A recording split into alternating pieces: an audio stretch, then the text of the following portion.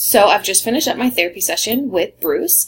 He is a combat war veteran who is suffering from PTSD. We have talked about his experiences, and he went into great details over the story and what had happened to him.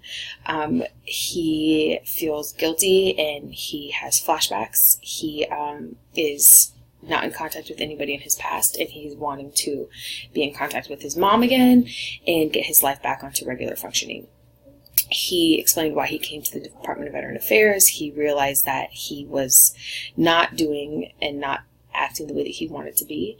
And so during our session, we use cognitive behavioral therapy, which is a very positive therapy and has great significant scientific research that this is an effective mode to treat PTSD.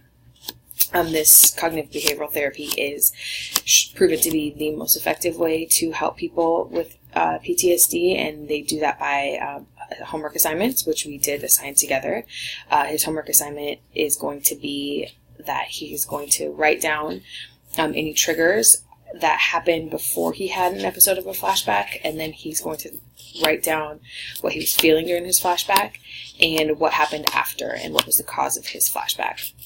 In most cases, it has been causing him to be aggressive to other people, and he's getting in fights. He has experienced that he has had trouble with the law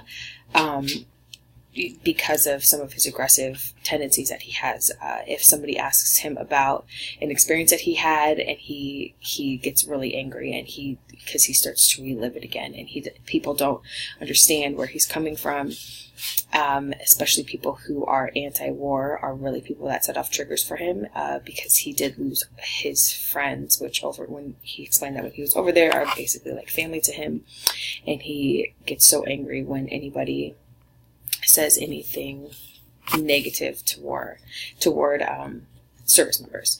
So he will be documenting different incidences that this happens over the next week, and he will be bringing them back to our therapy session. And then together we will go over them, and we will look for triggers.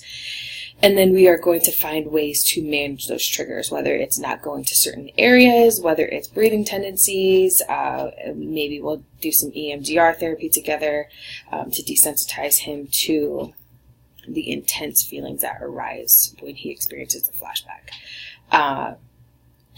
We will also be continuing to talk about the event over and over. That will help him to also desensitize his feelings towards the traumatic events that he has experienced. This is shown to be greatly effective in treating people with PTSD, and Bruce is very willing and wanting to recover from this. He expressed that he wants to get a job and that he wants to go out less, party less, spend more time with his girlfriend, and get back in touch with people that he was in touch with before he did join the Marines. I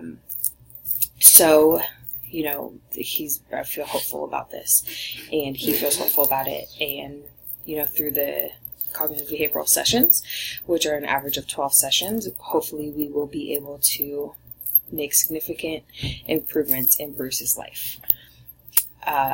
So I'm looking forward to meeting him next week, and we will continue to move forward and continue to practice cognitive behavioral therapy. And our next session, I would like to spend more time talking about the story and go into some more details over what exactly happened and how it happened on the first event of his IED.